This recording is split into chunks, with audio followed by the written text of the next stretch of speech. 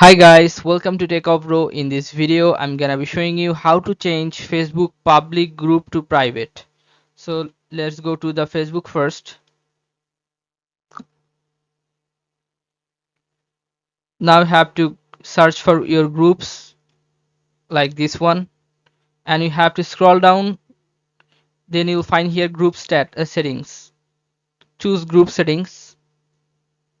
Now scroll down a bit, and you will find. Sorry, not here.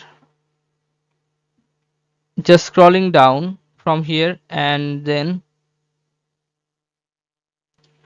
at very first, the third option, privacy.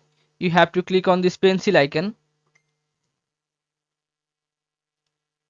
and then you can see that the group is in public mode right now. You have to make it private. Just click on this and click on next. Click on next again. Click on change privacy.